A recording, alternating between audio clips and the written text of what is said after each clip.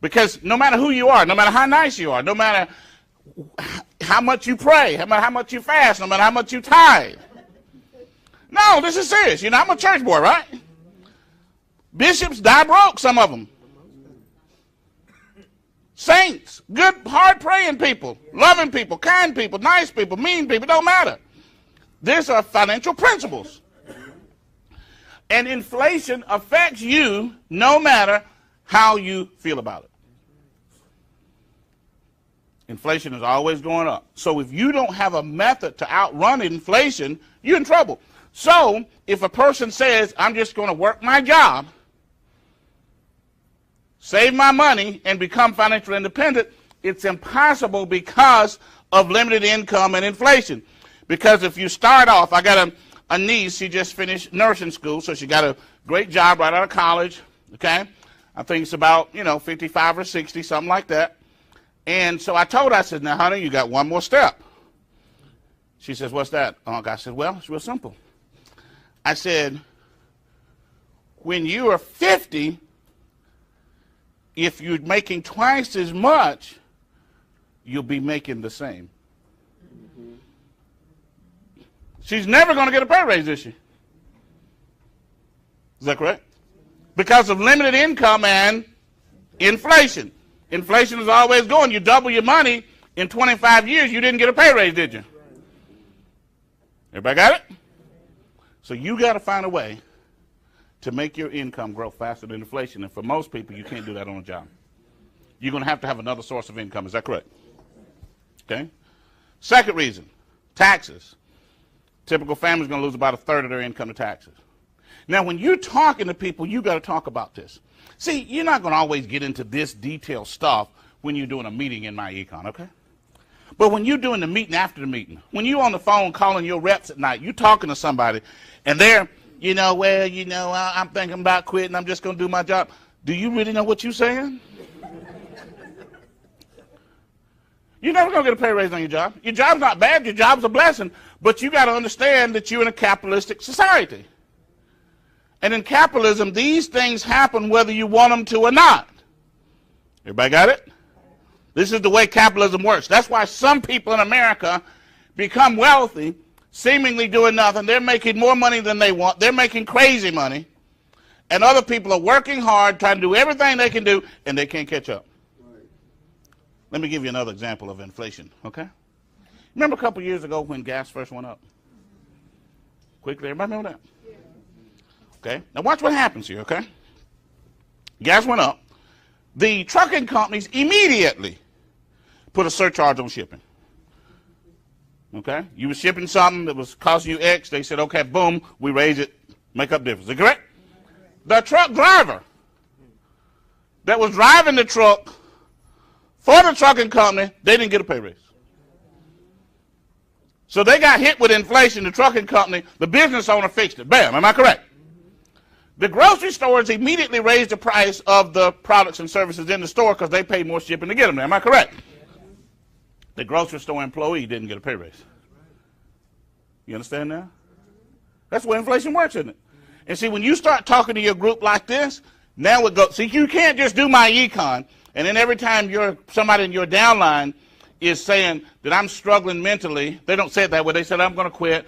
I'm tired. I'm not selling anybody. I don't know if I can get anybody in. That's not a time for you just to go back to that person and say, well, give them a smart butt answer. That's not the answer. You need to give them a legitimate answer, don't you? Something that's real. And then they'll change. Everybody understand? See, that takes caring about a person and also takes knowing how this works, right? Perfect example, when you're talking to a 22-year-old or 24-year-old and you just want them to listen to you. And they're giving you all this stuff about why. And you shut them down because you're like, I'm older, and so I'm going to just shut you down. And you need to listen. But that's not an answer, is it? Give them a real answer. Just like when I told my niece that, because she always listens to me about stuff.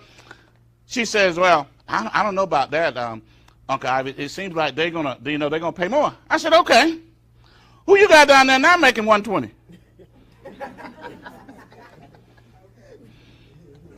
I said, okay, you there, you get your 60, whatever it is. How many of you down there making 120? I don't know, you might be right. I said, well, let's investigate. Let's see. And then let's say that person down there is making 120. You think if they stay there for 20 more years, they're going to pay them 240? See, that's real answers, isn't it? Now this person go back and say, you know, I better get straight, because there's something happening here to my life, and that's why people are struggling, financially limited. Had known this when they were 35. By the time they were 65, they'd have 745,000. What you don't know won't hurt you. But you got 43 instead of 745,000. See, you had the money, but you paid it to the IRS. So what we're saying is take the dollars from the IRS and shift them to yourself. Next page, please. Income shifted to debt elimination. You got a mortgage, a $200,000 mortgage. Pay $500 extra on that a month. The mortgage payment right now is $11.99 plus $500, make you pay $16.99. Pay the house off in half the time, 14 years, 11 months. Take the $16.99 now, drop that in an investment. You got $600,000. See, you made enough money to retire with millions, but you chose to give your money to the government. They chose to buy bonds, and now they tell you you may not get no Social Security. You did it. Because you say, well, I got to be a good citizen. Well, what's wrong with the 71 million? They not good citizens? Wow. Mitt Romney said they weren't good people. He just wanted them 53% were good people. Mitt said he couldn't understand why he didn't win. I would have liked to have talked to Mitt. I got no problem with Mitt. But here's what I want to tell Mitt. Mitt, let me help you with something, Doc. Your wife dressed down. She had on a $2,500 dress. She was dressing down. Y'all was capitalists. Y'all was talking to a bunch of socialists. 90% of Americans is socialists. And you thought a $2,500 dress was dressing down. Most of y'all would be, woo, praising if I get a $2,500 dress. That'd be top thing in your closet. That thing wouldn't get nothing but real special wear. You were talking to socialists. You spoke in capitalism. So he spoke in an unknown tongue. Because he spoke in an unknown tongue, people could not discern. So, as does many blacks. Blacks voted for Obama because he was black. They know what Obama meant. And many whites voted for Mitt because he was white. See, you got a group of people that vote, they don't vote issues. They vote people or parties. I done voted for a Republican. I done voted for Democrats. My dad said one day, boy, you sound like one of the Republicans. I said, I done voted for someone one day. I asked him 2 or 3 questions, and I said, Dad, do you believe in abortion? He says, no, the Bible says. I said, Dad, do you believe in gay marriage? He said, no, the Bible says. I said, you sound like one of the Republicans. I said, that's a Republican position you just took, Daddy. Democrats have a different position, Daddy. Well, see, son, this is, well, it's okay, Dad, I'm just telling you. So you want to talk about who sound like a Republican? See, because everybody got some good points and everybody got some bad. No matter where you stand on the issue. I'm not here to judge where you stand on the issue. I'm just telling you what side believes what. Now, you vote the side that you believe gonna help you get what you want. Okay? You just need to know which side that is. So if you sit here and say, I don't want all that to happen, then you might need to vote for a Republican then. Obama believes all that's okay. Now, I'm not telling you what to do and don't do, because it ain't my idea what you do. I'll just tell you, you can't just listen to what everybody say and just think it'll be okay. We call this income shift. Now, the IRS says you got to do 2 things, folks, to qualify for this. You have to own a business. My income is... All right. Now, so we have to invest in something that grows faster than inflation. And that's cash flow management decisions. In other words, you make $50,000 a year on your job. You make $80,000 on your job. You make $100,000. No matter what you make, the ideal cash flow management decision is that you take some of that money and invest it into something that grows faster than inflation. That's ideal cash flow management decisions, isn't it? Now, if a person doesn't do that, then that's less than ideal, isn't it? So we shouldn't have people saying at the front of the room that so-and-so just made a dumb decision. No, they made a less than ideal cash flow management decision, because you can't change somebody if you insult them. Am I correct? And our goal is to help them change positively. Is that correct? Everybody see what we're talking about? So it's your responsibility to take some of your cash. So in my econ, you should have your plan for you. You're making X today. You want to make X as the least amount when you retire. So you got to have that amount of money. What's your plan to get that money invested to get there? That's ideal cash flow management decisions.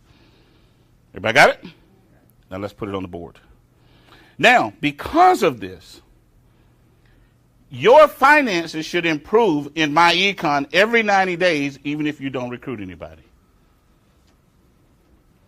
In other words, if you're in my econ and you say, I can't get anybody in the business, I'm not improving my finances, you're correct. You didn't get anybody in the business, not even you.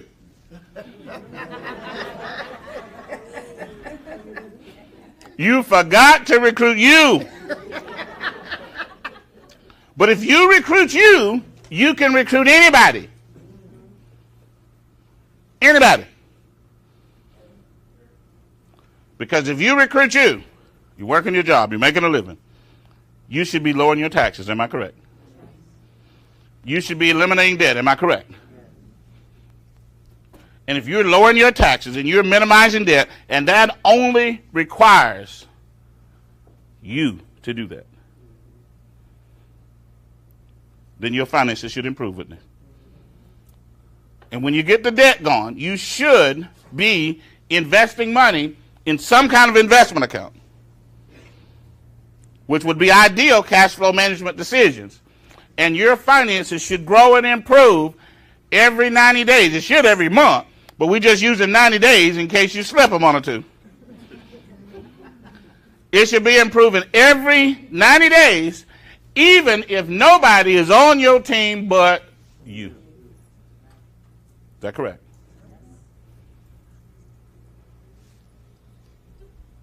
Now, when that happens, you can recruit anybody. Because the number one product in the world is financial success. People praying about it, talking about it, fasting over it. You got people that went on fast in the last 2 weeks for some financial breakthrough. Am I right? Fasting over it, praying over it, fighting over it, staying up late at night over it, talking about it, writing books about it, scheming for it. Am I right? It's the number one product. No, there's no product. You know, we got all the products, right? Any product that somebody sells in America and they started selling, as long as it's got just a little bit of legitimacy about it, then we just put it on our website. And then when you talk to people that's in networking and they say, we got this product, you do this, then you say, me too. We're going to add coffee in the next 4 or 5 days here. And then they say, whoo, we got the best coffee. We said, we do too. Ours is just cheaper. Any product they have. Because really, all those products are peripheral things. Because the reason you go into business is what? Financial success. Now, everybody in my econ need to be able to talk about that. So you don't have to use my words. But see, what we're doing is not something that only a few people should do. We didn't create this. Everybody need to be doing this. See, we're building a company, but it's bigger than a company. We're building a company that's going to change millions and millions and millions of lives all over America. Maybe around the world, I don't know, but I'm not planning on going anywhere else. I'm going to be here. You find me in South Georgia taking it easy.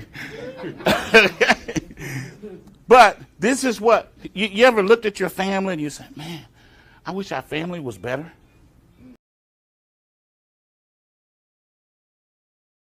Welcome to I Choose My Economy.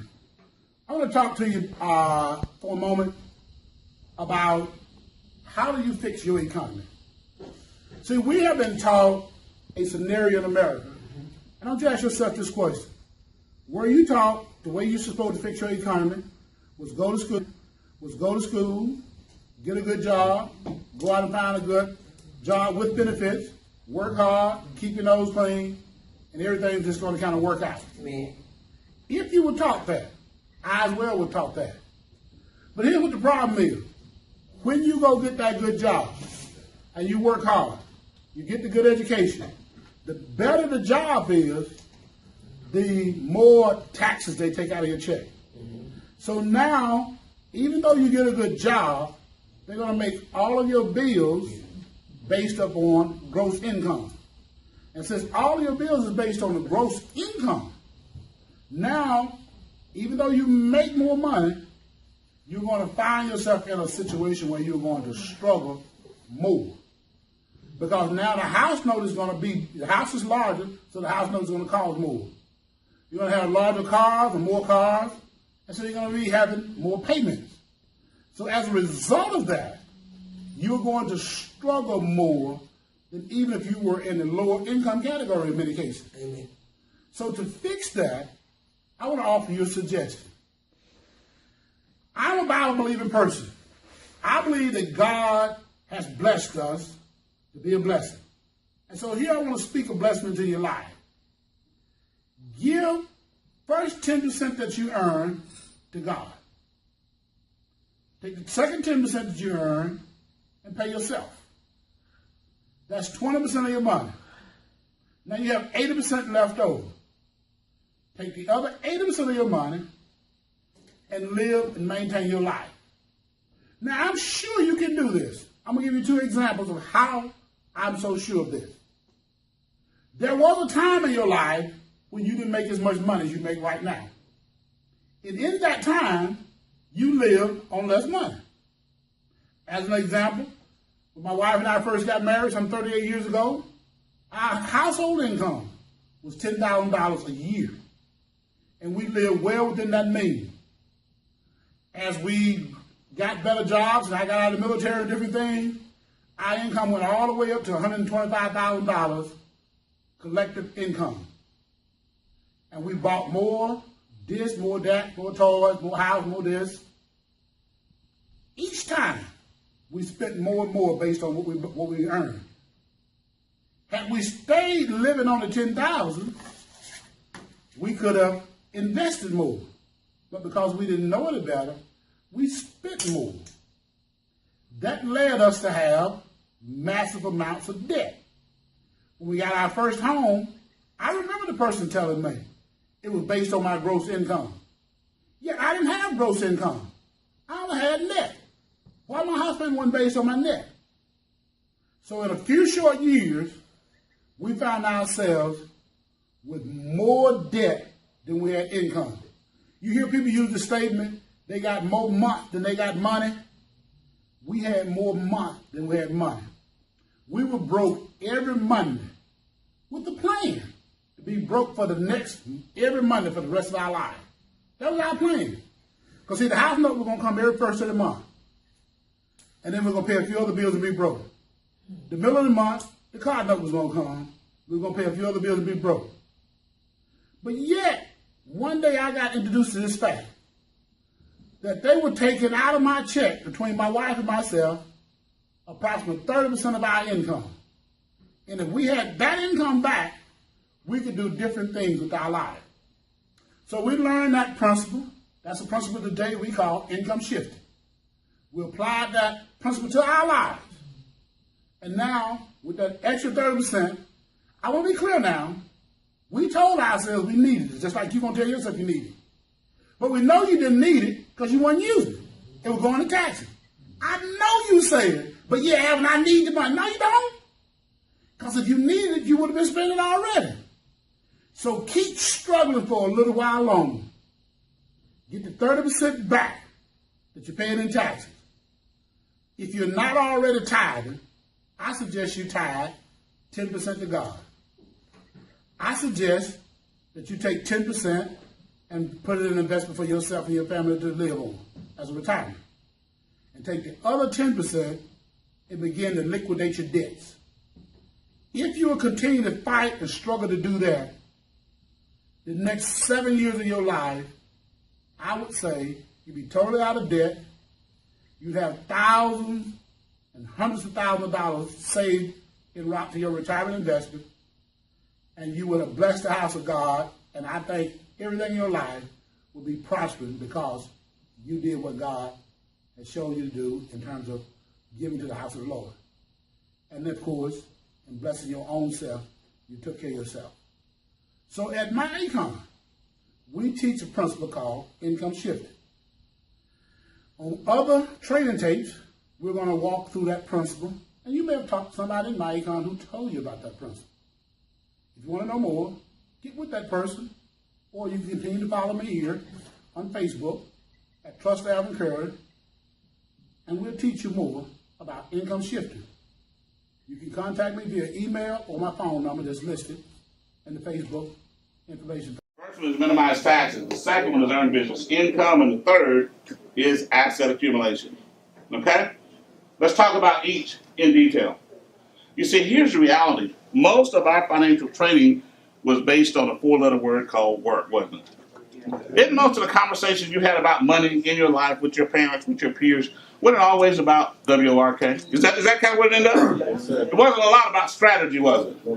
No, it was mostly about work. Am I correct? It's like the two things are attached, somehow.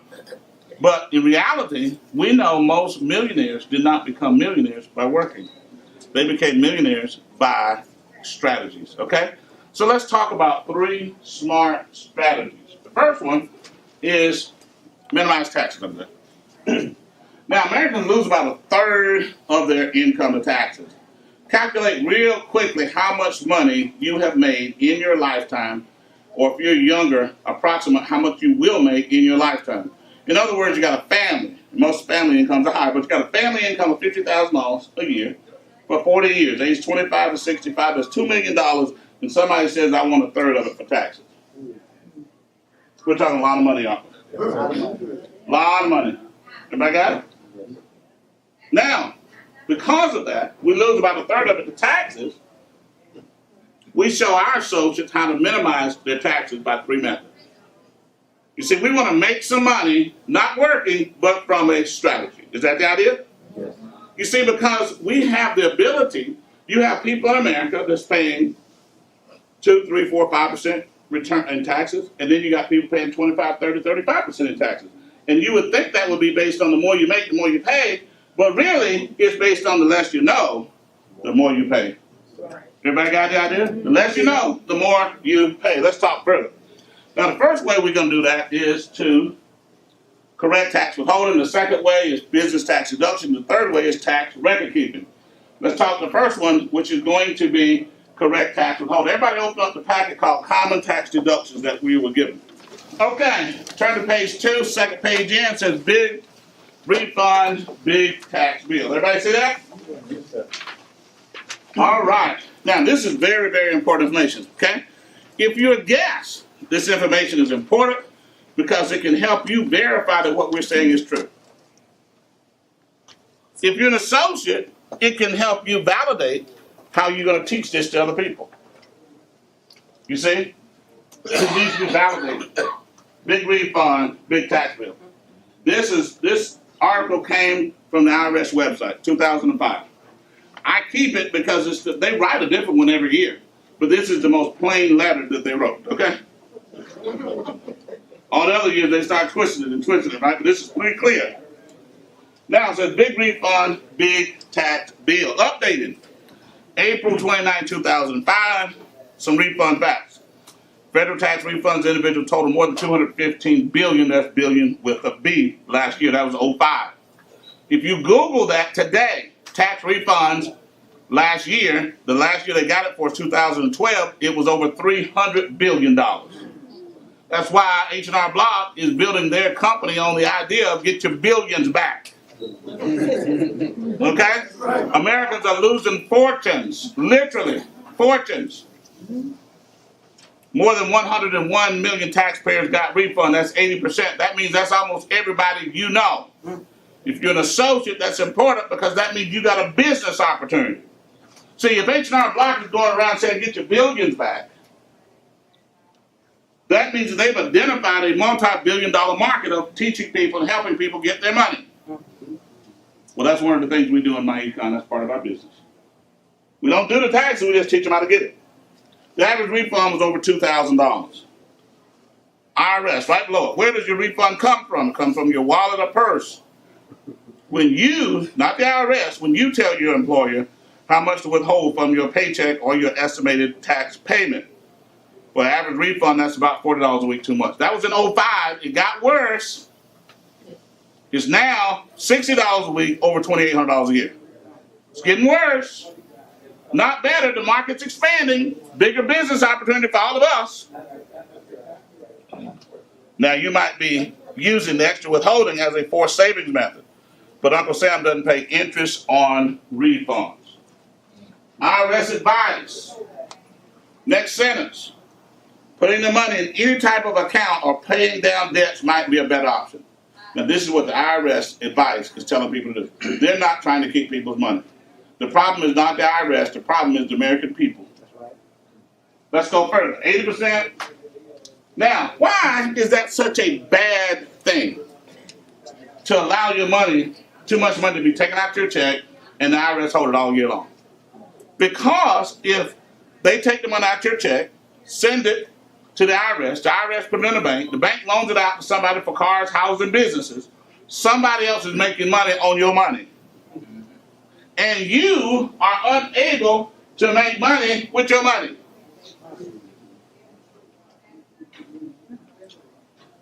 So your money's going to make somebody money. Your money's going to make somebody rich.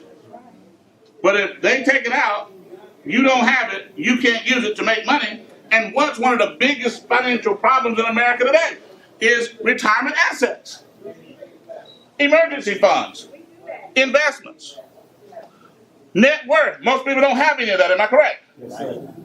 So if you were lacking something, it wouldn't make any sense to allow somebody else to hold your money, right? And make money on it, and you can't make money on it. See, that's not a small thing. So, we show people how to maximize their take-home. So you will now see. We're not asking you to leave your job. But here's what I want you to understand. This is what we're going to focus on today. Here's what I want you to understand.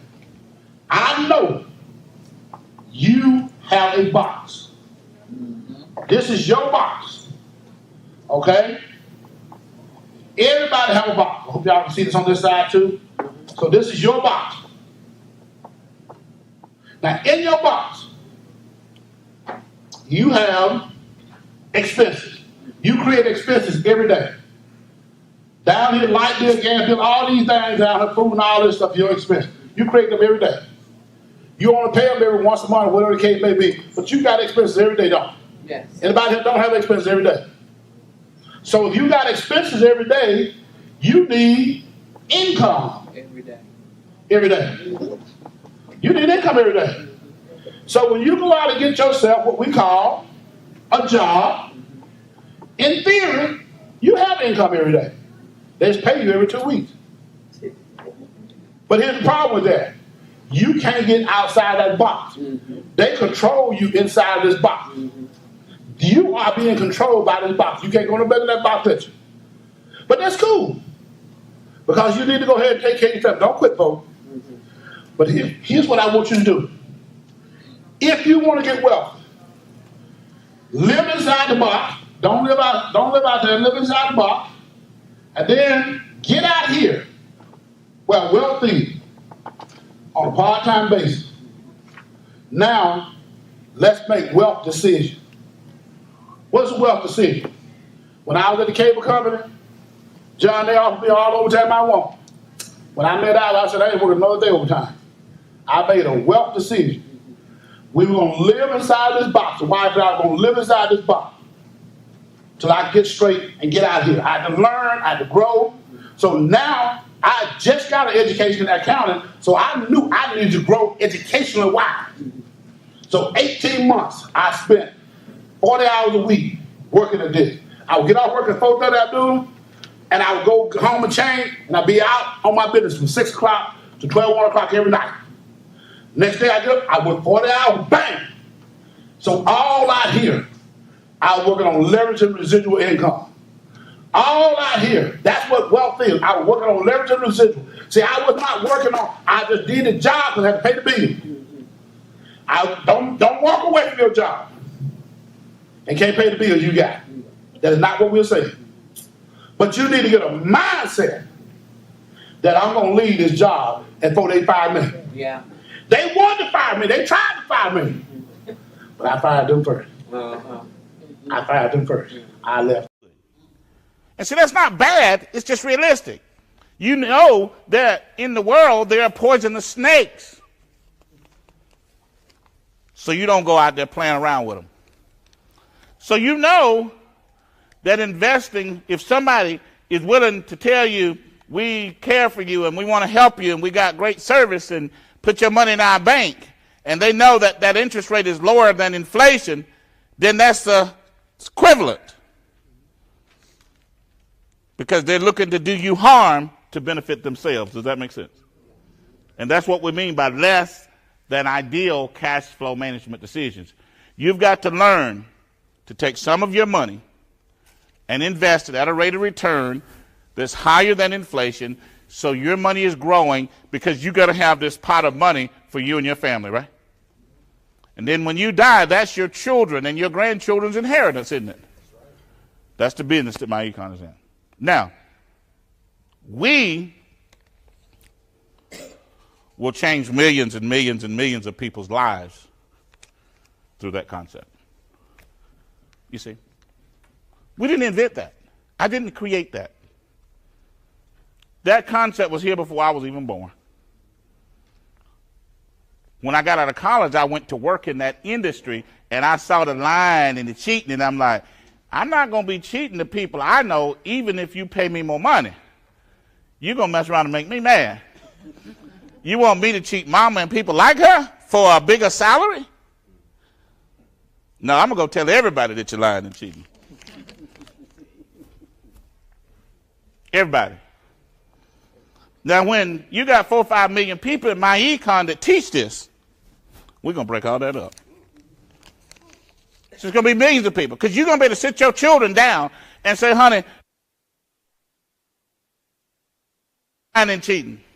Honey, don't go put your money in that bank at 2%, think you got something. They're just lying and cheating. You're going to be able to teach your children. You understand what I'm saying? Just like we teach our children about spiritual things, about everyday life things, you got to teach them about finances. Because if you don't, they're 18 years old, bang, they go out in the financial world. What do you think going to happen to them? Oh, come down here, we got a car for you, 29%. Oh, yeah, don't worry about the taxes. Just take your little tax form down there, and somebody who, rapid refund. So they, first of all, they fill the thing out, and you get a less refund than you were supposed to get. Then you pay a fee to get less rapidly. I'm like, come on. All right, let me get into this class, because that gets my blood pressure up. Lord. You ever think somebody do your children that way, right? Then your mama that way. Because we don't know how to stop them. All right, so what we're going to do is we've got a strategy in my econ called the financial success strategy. When you bring somebody in my econ, they all need to go through this strategy. They fill out the form, and it gives them an assessment of where they are. What I tell people is, you fill this out, fill it out with fake numbers. Okay, you can do it with fake numbers. That way I don't have to know their finances. If they want me to know them, I don't have I'll be doing it. But sometimes people don't want you to know their finances, especially if you're close to them as a personal friend. Does that make sense? So you say, but you need to fill this out so you'll understand. When you do this for a person, now you're going to help them grow in my econ, okay? So we on John Sample. This is called the financial success strategy. When you go in your back office, when you get a new person in, if you haven't done this, you need to fill this thing out. You see, you gotta get your thinking right before we can go through, before you can start building your business. See, a lot of times in business, people come in, they're like, well, I need you to go get some recruits. I need to get some people to the meeting. I don't want nobody in my group. I want to take them through this first. I want to get us on the same sheet of music. Does that make sense? All right, so to set one up, you just click New. This is in your back office. Go to Tools, click on New. Now just put ABC New there. You just write your name, and I always tell everybody, if you're concerned about privacy, just put Bugs Bunny. You don't need your social, ain't nobody in my econ gonna know anything. Just put Bugs Bunny. They don't even know what it is. Okay, first of all, none of the corporate can see it except me, and I promise you I got more things to do than look at this. Okay, so I'm not going to be looking at it. All right, so then you just fill out the forms, okay? Everybody got it? So it's simple. That's how you set yours up. Now let's go back. We're going to look at one that's already done. Because when you do this, it's going to get you on the same sheet of music.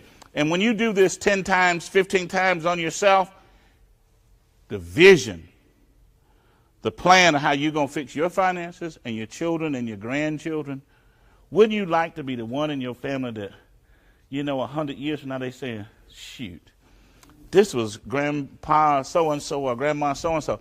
They the ones that got the family out the financial mess. Shoot, that's why we going to this school today. That's why we taking it easy today, because grandma and grandpa, they did this way back. Shoot, that was 100 years ago. So here's what we have. We got Tony Sample. You just write in your priorities, okay? So you just put a number by whichever one you want. It's just, just type it in. Everybody got it? So this person wanted, okay, once you get that, then you want to go to retirement freedom goal. These questions are asked only one direction. You can't get but one answer to these. And see, you bring somebody in my econ and you over here talking about, let's just get them in the mall and let's push some there. You're wasting your time. You're wasting your time. Until people get the right mindset of what it is they're trying to do, that's a waste of time. We just sell all these other products on the backside of our system because since they're on the website anyway, we can make some money on it.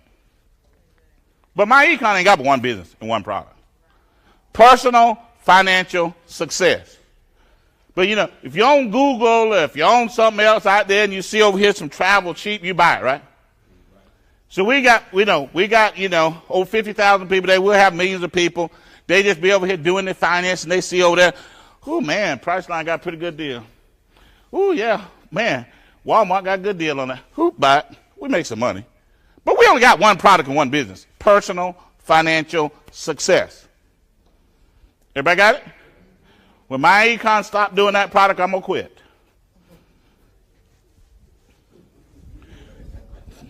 All right, because that's the only product that motivates me. Everybody got it? I like that product. All right, what's the least amount of monthly income you desire at retirement? And this is the number one product people want, financial success. People staying up late at night over it, praying over it, asking the Lord about it.